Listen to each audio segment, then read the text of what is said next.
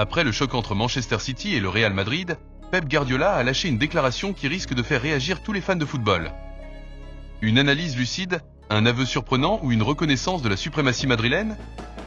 Ce qu'il a dit après le match en dit long sur la réalité du football européen d'aujourd'hui, et vous n'êtes pas prêt pour ça.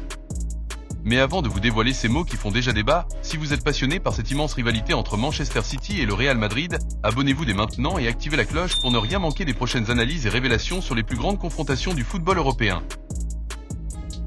Le 11 février 2025, l'Etihad Stadium a été le théâtre d'une soirée inoubliable pour les amateurs de football.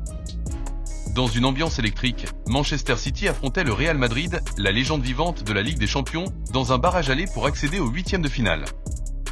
Ce choc au sommet entre deux mastodontes du football européen promettait du spectacle, et le moins que l'on puisse dire, c'est qu'il n'a pas déçu. Avec pas moins de 5 buts, des retournements de situation dignes d'un scénario hollywoodien et une fin de match totalement folle, cette rencontre restera gravée dans l'histoire de la compétition. Dès le coup d'envoi, Manchester City a imposé son rythme. Fidèles à leur philosophie de jeu, les hommes de Pep Guardiola ont immédiatement pris le contrôle du ballon, enchaînant les passes courtes et les mouvements fluides pour étouffer leur adversaire. Le Real Madrid, conscient de la force offensive des Citizens, a opté pour une approche plus prudente, essayant de contenir les assauts adverses tout en guettant la moindre opportunité de contre-attaque. Pendant les 20 premières minutes, les Madrilènes ont subi une pression intense, peinant à sortir proprement de leur moitié de terrain. Cette domination mancunienne s'est concrétisée à la 19e minute lorsqu'Erling Haaland a ouvert le score. Sur une action magnifiquement construite, Jack Grealish a percé le flanc gauche avant de servir Josko Gvardiol, qui a centré à ras de terre pour Haaland. L'attaquant norvégien, implacable dans la surface, a ajusté Thibaut Courtois d'un tir croisé du pied gauche. Un but typique du cyborg norvégien, qui confirme encore une fois son statut de terreur des défenses adverses. L'Etihad Stadium a explosé de joie, tandis que les joueurs de City continuaient d'appuyer sur l'accélérateur. Malgré cette ouverture du score, le Real Madrid n'a pas paniqué. Connaissant la force mentale et l'expérience de son équipe dans ce genre de rencontre, Carlo Ancelotti a demandé à ses joueurs de rester disciplinés et de saisir la moindre faille laissée par Manchester City. Et comme souvent dans les grandes soirées européennes, le club madrilène a su patienter avant de frapper au moment opportun. La seconde période a débuté sur le même schéma, avec City conservant la possession et le Real Madrid cherchant à exploiter les espaces en contre-attaque. C'est finalement à la 60e minute que Kylian Mbappé a remis son équipe dans le match. Sur un coup franc mal dégagé par Kevin De Bruyne, Dani Ceballos a intercepté le ballon avant de le glisser à Mbappé, qui s'est retrouvé en position idéale dans la surface. Le Français n'a pas frappé de manière académique, mais sa reprise un peu maladroite a suffi pour tromper Ederson et terminer au fond des filets. Ce but a changé la dynamique du match. Le Real Madrid, jusque-là sous pression, a repris confiance et a commencé à dicter davantage le tempo. Mais Manchester City n'avait pas dit son dernier mot. Déterminés à reprendre l'avantage, les joueurs de Guardiola ont intensifié leurs offensives. Les assauts répétés de Phil Foden et Bernardo Silva ont mis en grande difficulté la défense madrilène, qui a fini par craquer à la 80e minute. Parvenu à échapper à Mendy, Foden entre dans la surface, mais se fait percuter par Ceballos. Clément Turpin n'hésite pas, et accorde le pénalty aux Citizens. Haaland, en leader, s'est présenté face à Courtois et a exécuté sa frappe avec une précision chirurgicale, rasant le sol et envoyant le ballon au fond des filets. L'Etihad Stadium était en fusion, croyant que Manchester City tenait enfin sa victoire. Mais ce serait une grave erreur de sous-estimer le Real Madrid, ce club qui a fait de l'impossible une habitude en Ligue des Champions. Alors que l'on entrait dans les dernières minutes du match, un sentiment d'incertitude flottait dans l'air. Et puis, comme par magie, le Real a de nouveau renversé le cours de l'histoire. À la 86e minute, une erreur de relance d'Ederson a offert une occasion en or à Vinicius Junior. L'ailier brésilien a tenté une frappe en angle fermé, forçant Ederson à une parade désespérée.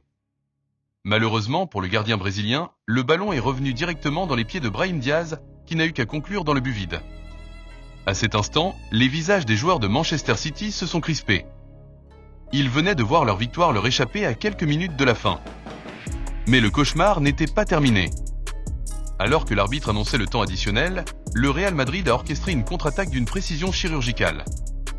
Jude Bellingham, jusque-là discret dans la rencontre, a profité d'un service parfait de Vinicius Junior pour s'échapper seul face à Ederson. D'un sang-froid absolu, l'Anglais a éliminé le gardien avant d'envoyer le ballon dans le but vide. 3-2 pour le Real Madrid. Silence de mort à l'Etihad Stadium. Explosion de joie sur le banc madrilène. Après le coup de sifflet final, les réactions ont fusé de toutes parts. Mais celle qui a retenu le plus l'attention est sans doute celle de Pep Guardiola. L'entraîneur espagnol, visiblement déçu mais lucide, a livré une déclaration empreinte d'admiration et de réalisme. Nous avons tout fait, sauf marquer le but décisif. Le Real Madrid est une équipe qui sait souffrir et qui sait gagner dans les moments difficiles.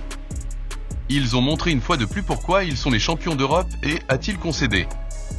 Une déclaration forte, qui en dit long sur la capacité unique du Real Madrid à renverser des situations impossibles. Guardiola a également mis en lumière les failles de son équipe cette saison. Il a évoqué les blessures, le manque de régularité en phase de groupe et la difficulté de maintenir un niveau d'excellence constant dans une compétition aussi exigeante. Nous n'avons pas été à la hauteur en phase de groupe, et nous payons le prix aujourd'hui. Mais je suis fier de mes joueurs. Ils ont donné tout ce qu'ils avaient, a-t-il ajouté. Une façon de souligner que City ne s'avoue pas vaincu, même si la déception est immense. Cette rivalité entre Manchester City et le Real Madrid est devenue l'une des plus fascinantes du football moderne. Depuis plusieurs années, ces deux équipes s'affrontent régulièrement en Ligue des Champions, offrant à chaque fois des spectacles grandioses. En 2022, le Real Madrid avait renversé City dans un match d'anthologie. En 2023, les Anglais avaient pris leur revanche avec une victoire éclatante. Cette année encore, la confrontation a tenu toutes ses promesses. Ce qui rend ce duel si captivant, c'est l'opposition de style. D'un côté, Manchester City, une machine tactique rodée au millimètre près, où chaque mouvement est calculé et répété à l'entraînement. De l'autre, le Real Madrid, une équipe qui puise sa force dans son ADN de vainqueur, capable de se transcender quand la situation semble désespérée. Mais cette histoire n'est pas terminée. Le match retour, prévu pour le 19 février au Santiago Bernabéu, s'annonce d'ores et déjà épique. Manchester City devra réaliser un exploit pour renverser la situation, tandis que le Real Madrid voudra sceller sa qualification devant son public. Une chose est sûre, cette rivalité n'a pas fini de nous surprendre.